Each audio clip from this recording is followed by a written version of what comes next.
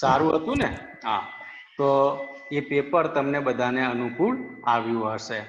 હવે તમને તરત તમારા માર્ક પણ મળી ગયા, બરાબર છે? કોઈ પ્રશ્ન હતો તમારા ગુજરાતીના પેપરમાં? ના સર. કોઈ પ્રશ્ન નથી ને બેટા? ના સર. ઓકે ઓકે, ચાલો. તમને કોઈ પ્રશ્ન નથી, ઘણી સારી વસ્તુ છે. ગુજરાતીની અંદર કોઈ પ્રશ્ન નથી એટલે એ સારી વાત કહેવાય. હવે બીજી વસ્તુ, આ PWT-1 ટેસ્ટ હતો, બરાબર છે? હવે એના પછીનો ટેસ્ટ આવશે તમારે હાફ યરલી, હે ને? હાફ યરલી પરીક્ષા આવશે. હવે હાફ યરલી પરીક્ષા જે છે એ પરીક્ષા લગભગ ઓક્ટોબરની 5 તારીખથી આવશે. ઓક્ટોબરની 5 તારીખથી હાફ યરલી એક્ઝામ આવશે. એટલે એ પ્રમાણે તમારી એક્ઝામ માટે તમે તૈયારી કરતા રહેજો. દરેક વિષયની તૈયારી કરતા રહેજો, બરાબર છે? દરેક જણને ખ્યાલ આવી ગયો? તમારી લગભગ હાફ યરલી એક્ઝામ ક્યારે આવશે? ઓક્ટોબરની 5 તારીખની આજુબાજુ આવશે. હવે સપ્ટેમ્બર આખો મહિનો છે અને 5 દિવસ બીજા, એવું માનીને ચાલો. એટલે દરેક વિષયની તૈયારી કરતા રહેજો. હમણાં અનલોક 4 ની વાત જે કરી, અનલોક 4 માં પણ બતાવવામાં આવ્યું કે તમારી શાળાઓ 27 તારીખ સુધી ખુલવાની નથી. 27 સપ્ટેમ્બર સુધી, બરાબર છે? એટલે 27 સપ્ટેમ્બર સુધી તમારી શાળા ખુલવાની નથી, એટલો તમને ખ્યાલ આવી ગયો હશે. અનલોક 4 માં આ જાહેરાત કરવામાં આવી છે, બરાબર છે? એટલે એ ખાસ ધ્યાન રાખવાનું છે કે તમારી શાળાઓ ખુલે નહીં તો ત્યાં સુધી તો આપણે આ ઓનલાઈન જ અભ્યાસ કરવાનો છે. અને ઓનલાઈન અભ્યાસ આપણે રસપૂર્વક કરવો પડશે, બરાબર છે? જો રસપૂર્વક આપણે અભ્યાસ નહીં કરીએ તો આપણને પ્રોબ્લેમ થશે. એટલે આ વસ્તુ ધ્યાનમાં રાખવાની છે. ચાલો, હવે આપણે આગળનો પાઠ જે છે, દીકરાનો મારનાર, લેસન 9. તમે તમારી ચોપડી ખુલ્લી રાખજો. દરેક જણ પોતાની ચોપડી ખુલ્લી રાખે. જે લોકો મોડા જોડાતા હોય એ લોકો જે છે પોતાનું નામ, ધોરણ 8A કે 8B એ અને રોલ નંબર અવશ્ય ચેટમાં લખી નાખે, જેનાથી એમની એટેન્ડન્સ લેવાઈ જાય. ચાલો, દીકરાનો મારનાર, ઝવેરચંદ મેઘાણી. જન્મ 1897, મૃત્યુ 1947. ઝવેરચંદ મેઘાણીનો જન્મ ચોટીલા ગામે થયો હતો. ચોટીલા તમને બધાને ખબર છે, જ્યાં આગળ ચામુંડા માતાનું મંદિર છે, પર્વત પર ચામુંડા માતાનું મંદિર છે ચોટીલા. રાજકોટ જઈએ તો રાજકોટ જતા રસ્તામાં ચોટીલા આવતું હોય છે. ત્યાં આગળ ઝવેરચંદ મેઘાણીનો જન્મ થયો હતો. તેઓ આપણા લોક સાહિત્યના સંશોધન અને સંપાદન ક્ષેત્રમાં ખૂબ જાણીતા છે. લોક સાહિત્યનું સંશોધન અને સંપાદન કરવાનું કામ એમને કરેલું છે. લોક સાહિત્ય એટલે લોકોનું સાહિત્ય, લોકો દ્વારા રચાયેલું સાહિત્ય જે છે એ લોકો દ્વારા રચાયેલા સાહિત્યનું સંશોધન કર્યું અને એનું સંપાદન કર્યું. કારણ કે સમય એવો છે કે ધીમે ધીમે આ સાહિત્ય નાશ પામતું જાય છે. લોકો હવે ગામડું છોડી શહેર તરફ આવતા જાય છે. પરિણામે આ જે લોક સાહિત્ય, જેમાં લોકગીતો હોય, લોક વાર્તાઓ હોય, લોક નાટક હોય, ત્યાર પછી મરસિયા હોય, જુદા જુદા તહેવારોના ગીતો હોય, જુદા જુદા દુઆઓ હોય, છંદ હોય, આ બધું જે છે સમય સમયે એ રચાતું ગયું. અને જો એનો સંગ્રહ કરવામાં ન આવે તો આ લોક સાહિત્ય જે છે સમય અંતરે નાશ પામે. અને લોક સાહિત્ય સમય અંતરે નાશ પામે તો આપણી જે પ્રજા છે એ પ્રજાને લોક સાહિત્ય માનવા મળે નહીં. એટલે ખાસ કરીને આ લોક સાહિત્યનું સંશોધન અને સંપાદન કરવું એટલે એને સંગ્રહ કરવો, અને સંશોધન કરવું એટલે ગામડાઓમાં જે ખેડૂતો હોય કે જે સ્ત્રીઓ હોય કે મજદૂર હોય એમની પાસે જે આ લોક સાહિત્ય જે છે એનું સંશોધન કરવું, અને એ સંશોધન કર્યા પછી એને રેકોર્ડ કરવું, એને ગ્રંથમાં લખવું, આ જે કામ છે એ ઝવેરચંદ મેઘાણીએ કરેલું છે. અને ઝવેરચંદ મેઘાણી પછી કેટલાક બીજા સાહિત્યકારોએ પણ આ કામ કરેલું. પરિણામ એ છે કે આજે આપણને કેટલુંક લોક સાહિત્ય આપણને જળવાયેલું જોવા મળે છે. બાકી મોટા ભાગનું લોક સાહિત્ય પછી શું થાય? નાશ પામે. અહીંયા આગળ ઝવેરચંદ મેઘાણીના પ્રયાસને કારણે આ લોક સાહિત્ય આપણને જોવા મળે છે. એમને કવિતા, નાટક, વાર્તા, નવલકથા, વિવેચન, ચરિત્ર આદિ અનેક સ્વરૂપોની અંદર એમને ખેડાણ કરેલું છે. એમનું આ સાહિત્ય સ્વરૂપોની અંદર યાદગાર પ્રદાન રહેલું છે. તેઓ સફળ પત્રકાર છે. પત્રકાર એટલે કે જે અખબાર આવતા હોય ને અખબારની અંદર જે કલમો આવતી હોય, પેપરની અંદર લખવાનું જે કામ કરતા હોય પણ એને પત્રકાર કહેવામાં આવતા હોય છે. ગાંધીજીએ તેમને રાષ્ટ્રીય શાયરનું બિરુદ આપેલું હતું. ઝવેરચંદ મેઘાણીને રાષ્ટ્રીય શાયરનું બિરુદ કોને આપેલું હતું? ઝવેરચંદ મેઘાણીને રાષ્ટ્રીય શાયરનું બિરુદ કોને આપ્યું હતું?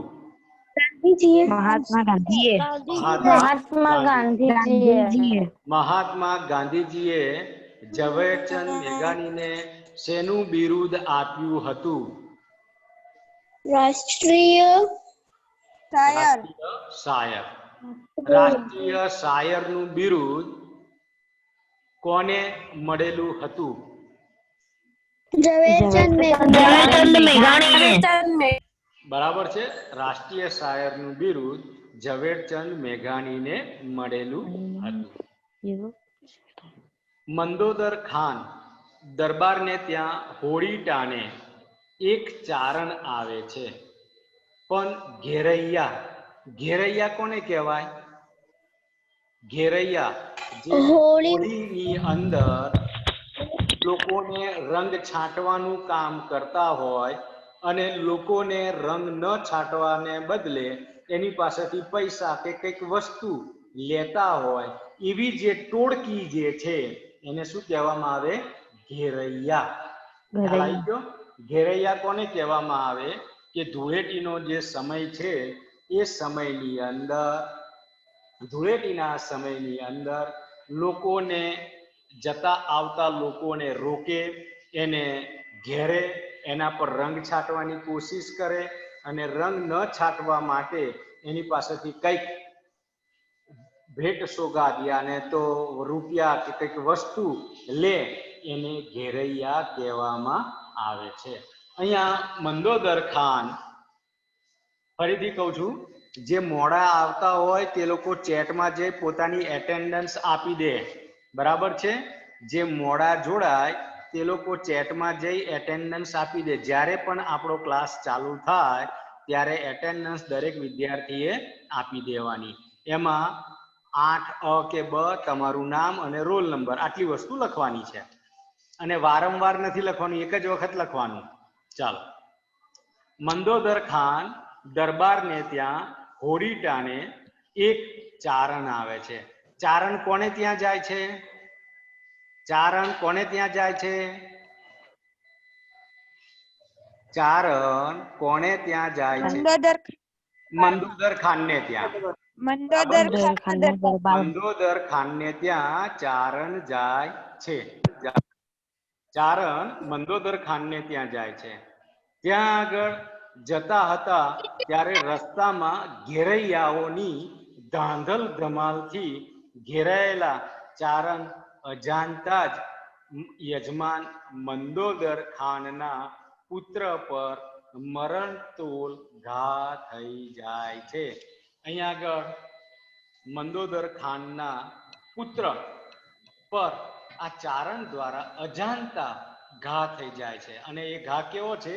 મરણતોલ, માણસ મરી જાય કેવો ઘા, અજાણતા થાય છે, જાણી જોઈને કરતા નથી. આ ચારણ જે છે મંદોદર ખાનને ત્યાં જાય છે. મંદોદર ખાન યજમાન છે, બરાબર છે, અને ચારણ શું છે? મહેમાન છે. મંદોદર ખાન શું છે? યજમાન છે, ચારણ મહેમાન છે.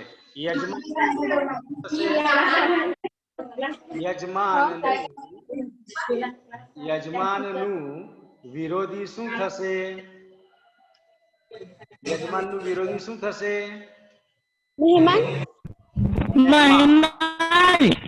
યજમાનનું વિરોધી મહેમાન થશે, બરાબર છે.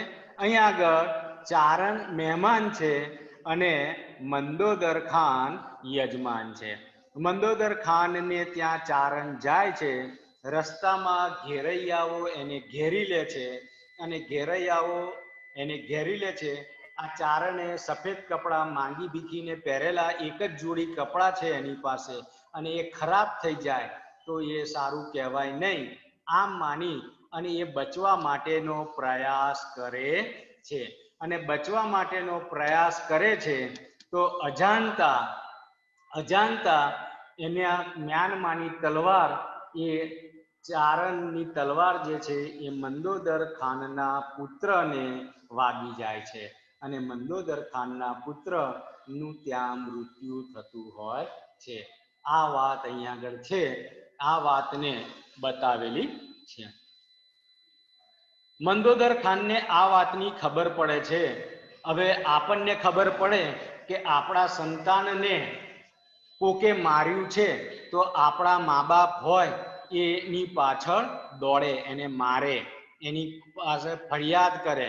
પણ અહીંયા આગળ મંદોદર ખાન જે છે એ મંદોદર ખાનને આ વાતની ખબર પડે છે ત્યારે પેલા ચારણની પાછળ મારતી ઘોડીએ દોડે છે, જાય છે, એની પાછળ જાય છે મારતી ઘોડીએ.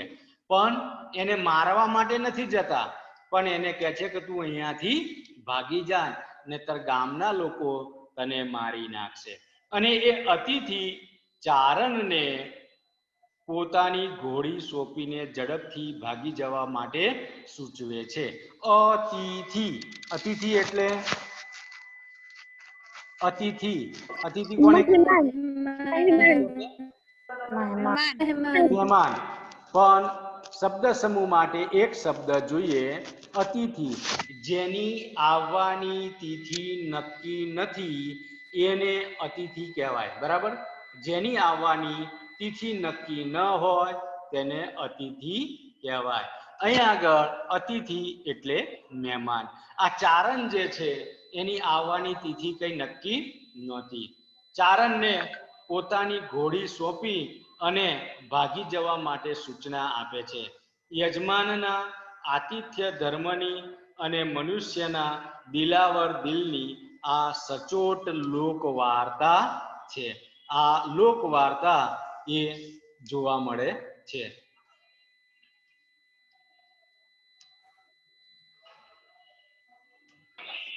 આ વાર્તા એ જે છે કોની છે?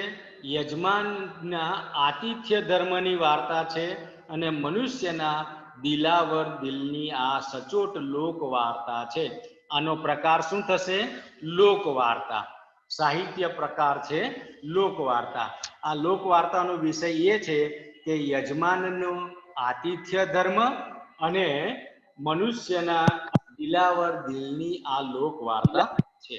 જોઈએ લેસન. દેવળિયા ગામના ઝાપામાં ફાગણ વદ એકમના દિવસે પ્રભાતે ધૂળેટી રમાઈ હતી. કયો દિવસ છે? ફાગણ વદ એકમ. હોળી ક્યારે આવે? હોળી ક્યારે આવે? ફાગણ સુદ પૂનમના દિવસે હોળી આવે. હોળી વિશે કહેવાયું છે કે તોપમાં જોઈએ ગોળો, તોપમાં જોઈએ ગોળો અને બંદૂકમાં જોઈએ ગોળી. તોપમાં જોઈએ ગોળો અને બંદૂકમાં જોઈએ ગોળી. ભોજો ભગત એમ વધે જે ફાગણ મહિને હોળી. ફાગણ મહિને હોળી. ફાગણ મહિનાની પૂનમે હોળી આવે છે અને આ હોળીના દિવસે પછીના બીજા દિવસને એટલે કે ફાગણ વદ એકમના દિવસે ધૂળેટી હોય. ધૂળેટીના દિવસે લોકો રંગ છાંટવાનું કામ કરતા. તમારી નોટમાં નિબંધ લખવાનો છે, મારો પ્રિય તહેવાર હોળી. બરાબર છે? તો હોળી જે છે ભક્ત પ્રહલાદની યાદમાં આપણે મનાવીએ છીએ. ભક્ત પ્રહલાદને હોળિકા જે છે એ આગમાં લઈને બેઠા અને હોળિકાનું દહન થયું અને ભક્ત પ્રહલાદનું ભગવાને રક્ષણ કર્યું, જેની યાદમાં આપણે હોળીનો તહેવાર મનાવીએ છીએ. હોળીના તહેવારે લોકો હોળિકાની અંદર ખજૂર છે, ધાણી છે, નારિયેળ છે, આ બધી વસ્તુ એમાં હોમતા હોય છે અને સાથે સાથે અસદગુણ એટલે કે ખરાબ ગુણોનો નાશ થાય, ખરાબ વાસના જે છે એનો નાશ થાય, એની આપણે ભગવાનને પ્રાર્થના કરતા હોય છે. અને હોળીના બીજા દિવસે ધૂળેટીનો તહેવાર મનાવતા હોય છે. ખાસ કરીને આપણા ભારતની અંદર રાજસ્થાન, યુપી, એમપી, ઝારખંડ, હરિયાણા, પંજાબ, ગુજરાત, મહારાષ્ટ્ર આવા રાજ્યની અંદર હોળી ધૂળેટીનો તહેવાર મનાવવામાં આવતો હોય છે. હોળી ધૂળેટીના તહેવારમાં લોકો સારું જમવાનું બનાવે છે. ખાસ કરીને સેવ બનાવતા હોય છે, સેવૈયા બનાવતા હોય છે, સારું જમવાનું બનાવે છે. લોકો એકબીજા પર અબીલ ગુલાલની છાંટતા હોય છે. ક્યારેક કેટલાક લોકો ગામડાની અંદર હવે તો પાકા કલરથી રમતા હોય, કાદવ કિચડથી રમતા હોય, ગાડાના જે પૈડામાં જે પેલું ગ્રીસ કે કીલ હોય એ લગાડતા હોય અને આવી રીતે પણ રમતા હોય છે. ઘેરૈયાઓ એ લોકોને ઘેરી અને એની પાસે હોળી માટેનું માંગતા હોય છે કે હોળી માટે કંઈક મદદ મળે એવી વાત કરતા હોય છે. ટૂંકમાં હોળીનો તહેવાર આપણને બધાનો પ્રિય તહેવાર છે અને એ તહેવાર ખાસ કરીને આપણી ત્યાં મનાવાતો હોય છે. હોળીની અંદર ગામડાઓની અંદર મેળાનું પણ આયોજન કરવામાં આવતું હોય છે અને એ મેળામાં પણ લોકો જોડાતા હોય છે, લોકો જતા હોય છે અને આ પ્રમાણે હોળીમાં આનંદ માણતા હોય છે. રાજસ્થાની એટલે કે મારવાડી લોકોમાં તો એવું કહેવામાં આવે છે કે બીજા બધા તહેવાર અટે પણ હોળીનો તહેવાર પોતાના ઘરે કરવાનો. એટલે બીજા બધા તહેવાર ગમે ત્યાં થાય પણ હોળીનો તહેવાર પોતાના ઘરે કરવું એવું કહેવામાં આવતું હોય છે. તો અહીંયા આગળ દેવળિયા ગામના ઝાપામાં ફાગણ વદ એકમના દિવસે પ્રભાત એટલે સવાર, વહેલી સવારે ધૂળેટી રમાઈ રહી હતી. વચ્ચે દરબાર મંદોદર ખાનનો 8 વર્ષનો દીકરો, કેટલા વર્ષનો દીકરો હતો? 8 વર્ષનો દીકરો. 8 વર્ષ.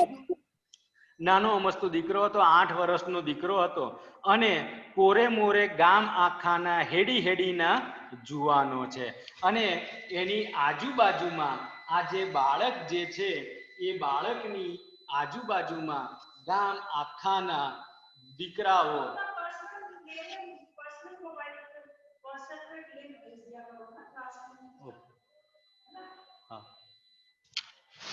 તો આ જે છે બાળકની આજુબાજુમાં એના જે બીજા જુવાન એટલે યુવાનો જે છે એ એની આજુબાજુમાં છે અને આ 8 વર્ષના દીકરાની આજુબાજુમાં આ બધા જુવાનો આ હોળીનો તહેવાર રમી રહ્યા છે. ધૂળેટીના તહેવારે રંગ છાંટવાનું કામ કરી રહ્યા છે. સર, હા, હેડીના જુવાન એટલે સરખે સરખા.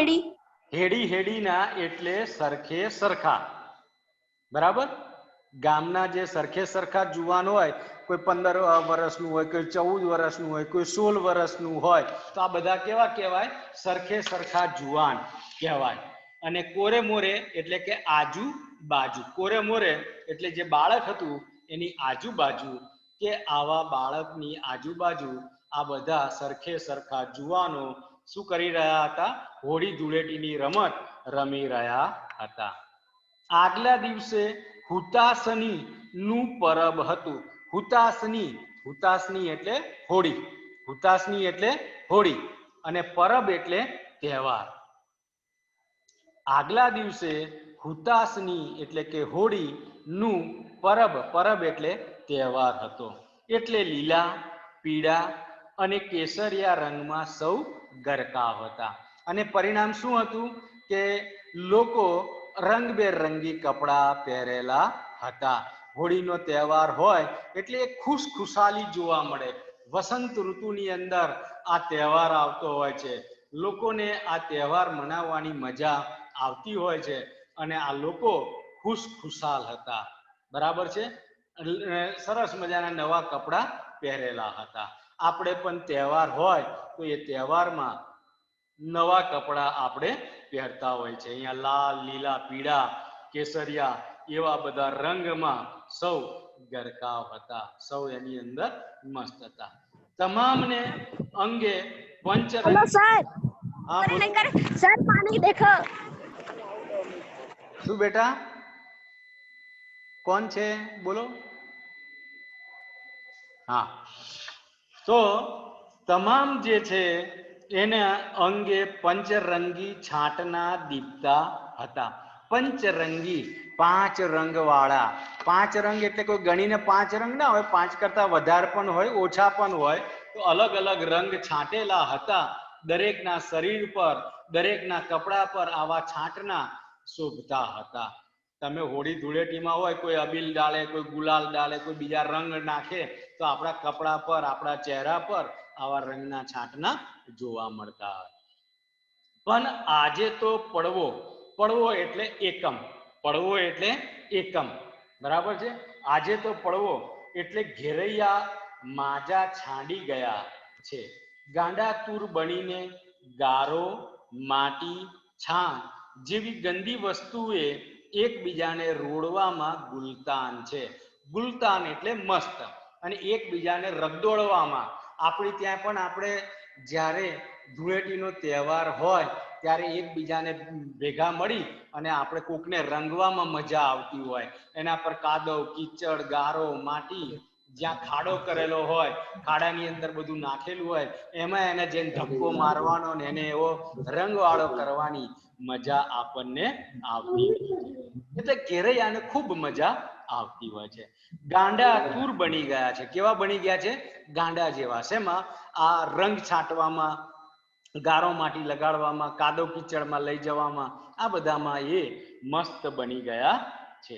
ધૂળેટીનું તું પરબ જ મૂળ ગાંડું, અને એમાંય ગામડાની ધૂળેટી એટલે કાળો પોપ. ગામડાની ધૂળેટી જે છે એ ગામડાની ધૂળેટી એ માનવા જેવી હોય છે. શહેરમાં એટલું બધું ધૂળેટીનું ચલન ના હોય, પણ ગામડામાં એકબીજાને બરાબર રંગતા હોય. અને એટલા માટે કહે છે કે ગામડાની ધૂળેટી એટલે કાળો કોપ. જાણે કાળો કોપ ના હોય એવું લાગે. એલા ભાઈઓ, શું કહે છે? એલા ભાઈઓ, કોક ઉજળે લુગડે મહેમાન વયો આવે છે. એક ઘેરૈયાએ પાદરમાં નજર નાખીને ચસ્કો કર્યો, ત્યાં તો ઘેરૈયાની મીટ મહેમાન પર મંડાઈ. જુઓ, એલા ભાઈઓ સંબોધન છે. ભાઈઓ, કોઈક ઉજળે લુગડે, ઉજળે એટલે સફેદ, લુગડે એટલે કપડે, કોઈક સફેદ કપડા પહેરીને મહેમાન, મેં પછી એપોસ્ટ્રોફી એસ જે કહીએ છે તે, અને પછી માન. અહીંયા હ સ્તુતિ જે છે, હ અક્ષરનો લોપ કરવામાં આવેલો છે. મહેમાન વયો આવે, વયો આવે એટલે કે આવે છે. અહીંયા મહેમાન જે છે કોઈક સફેદ કપડા પહેરીને આવે છે. ઘેરૈયાએ પાદરમાં નજર નાખીને ચસ્કો કર્યો. આ ઘેરૈયામાંથી એક ઘેરૈયા એ બોલ્યો કે આ પ્રમાણે આવે છે. બધા ઘેરૈયાઓની મીટ મહેમાન પર મંડાઈ. મીટ મંડાવી રૂઢિપ્રયોગ છે. મીટ મંડાવી એટલે નજર જવી. બધાની નજર ક્યાં ગઈ? પેલા જે મહેમાન આવતા હતા એ મહેમાન તરફ બધાની નજર ગઈ. એલા મહેમાનને કોઈ છાંટશોમાં બીજાએ મનમાં કહ્યું, અરે મહેમાનને કઈ રોડિયા વગર રહેવાય? મહેમાન ક્યાંથી હાથ આવે? કે મહેમાન ક્યાંથી હાથ આવે? મહેમાન આવ્યા છે તેને રંગ છાંટ્યા વગર રહેવાય નહીં. સાચું સાચું, મહેમાનને રોડો ગોઠ માંગો રોડો એવા રીડિયા ઉઠ્યા અને ઘેરૈયાએ મુસાફર સામે દોટ દીધી અને કે છે કે મહેમાનને રગદોળો, મહેમાનને કલર છાંટો, મહેમાનને રોડિયા વગર રહેવાય નહીં. મહેમાન ક્યારે આવે? મહેમાન તો ક્યારેક જ આવતા હોય એટલે એને રંગ છાંટો. અને મહેમાનની પાસેથી ગોઠ્ય માંગો. ગોઠ માંગ્યો એટલે એની પાસેથી भेंट सौगात मांगो. रोड़ो लाइट चालू किया पर वो मुनिया का कमाल है नहीं यहाँ तो जाने दो सर, खत्म हो गया. हम मेहमान ने रोड़ो અને મહેમાન પાસેથી ગોઠ માંગો એવા રીડિયા ઉઠ્યા. રીડિયા એટલે બૂમો. તમારી નોટમાં નોંધજો પાછા, હે ને, નહીતર તમને યાદ નહીં રહે. રીડિયા એટલે બૂમો પડી. બધા બૂમો પાડવા માંડી કે મહેમાનને રગદોળો, મહેમાનને પાસેથી ગોઠ માંગો એટલે કે ભેટ માંગો. અને આ પ્રમાણે ઘેરૈયાઓ મુસાફરની સામે દોડી ગયા. ધોળું બાસતા જેવું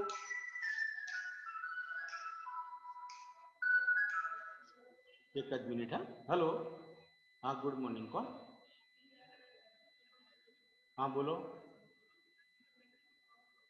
खाट सर. हाँ, जगत सिंह खाट. ओके.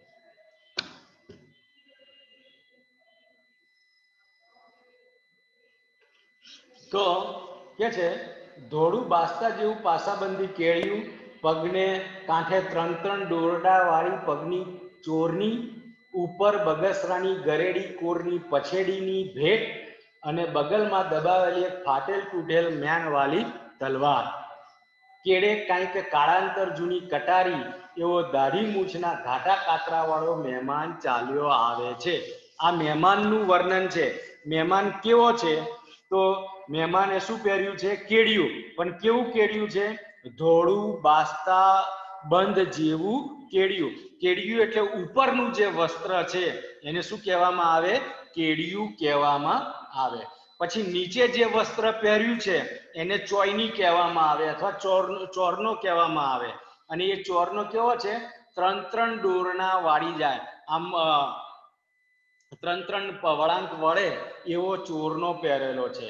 અને માથા પર પછેડી છે અને પછેડી અને બગલની અંદર ફાટેલી તૂટેલી તલવાર બગલની અંદર જોવા મળે છે.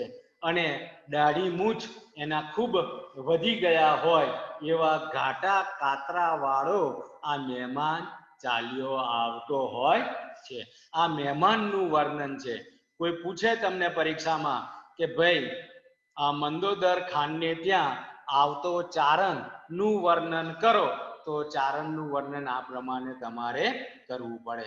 અહીંયા આગળ વસંત ઋતુમાં વન વગડે આંબાના મોરમાંથી વછૂટથી ફોરમો લેતો કેસુડાના ફૂલની ચૂંદડી જાણે વનરાએ ઓઢી દીધી હોય એવા શણગાર જોતો, છતાં પોતાને તો હુતાશનીનો જરાય હુલ્લાસ એટલે આનંદ નથી એવો આદમી જે ઘડીએ ઘેરૈયાની લગોલગ આવ્યો તેવી જ ચીસ પાડી ઉઠ્યો કે મને રોડશોમાં, ભલા થઈને મને છાંટશોમાં, તમારે પગે લાગુ. આ ચારણ જે છે એ આ ઘેરૈયાઓની પાસે આવી જાય છે ત્યારે કહે છે તમે મને રોડશો માં, એટલે કે તમે મને રંગ છાંટશો નહીં. ભલા થઈને मैडम पूछ रहे हैं आप इलेक्ट्रिसिटी में कौन सी क्लास दें? मेरे को ऑनलाइन क्लास लेना नहीं आता है अवेकन सिटी में. मैं 8वीं में मेरा नाम डाला है तो मुझे आता नहीं. एक बार कोई मेरे को सिखाए तो मैं करूँगा. मेरे पास में कुछ मटेरियल नहीं है. नहीं वो ये कह रहे हैं कौन सा दिया है शायद 8वीं दिया है, 8वीं दिया है. हाँ. તો કે છે કે તમે મને રંગ છાંટશો નહીં, તમારે પગે લાગુ. આવી રીતે મહેમાન જે છે એ ઘેરૈયાઓને કહેતો હોય છે. મહેમાન કહે છે કે મને રગદોડશો નહીં, મને રંગ છાંટશો નહીં. પરોને ના પાડી. પરોને, પરોનો એટલે કે મહેમાન. મહેમાનનો સમાનાર્થી શબ્દ શું થશે? પરોનો. પરોનો એટલે મહેમાન. મહેમાને કીધું કે તમે મને ઘેરશો નહીં, મને રગદોડશો નહીં, મને રંગ છાંટશો નહીં, હું તમારા પગે લાગુ છું. તમે તો ઘેરૈયાઓને ઉલટાની વધુ ચાનક ચડી અને આવી રીતના ના પાડી તો ઘેરૈયાઓને હજુ મજા આવી. ઘેરૈયાઓ એને રંગ છાંટવા માટે તૈયાર થઈ ગયા. રંગ છાંટવા માટે તૈયાર થઈ ગયા, કારણ કે એમને મજા આવે. આપણને કોઈ ના પાડે, તમને એમ કહેવામાં આવે કે ભાઈ તમે આ કામ કરશો નહીં, તો તમને એ કામ કરવાની બહુ મજા આવે. બરાબર છે? રંગ છાંટવાની પેલા લોકોને મજા આવે છે. એટલે કે છે ઘેરૈયાઓને વધુ ચાનક ચડી. બમના ક્રમના ચડે ભરાઈને સૌ બોકાસા પાડવા લાગ્યા અને પછી સૌ કહેવા લાગ્યા કે આ મહેમાનને ઘેરો, મહેમાનને રંગ છાંટો. એવી રીતના બધા ભેગા થઈ જોર જોરથી બૂમો પાડવા લાગ્યા. અહીંયા આગળ આપણે અટકીએ છીએ આજે. બરાબર?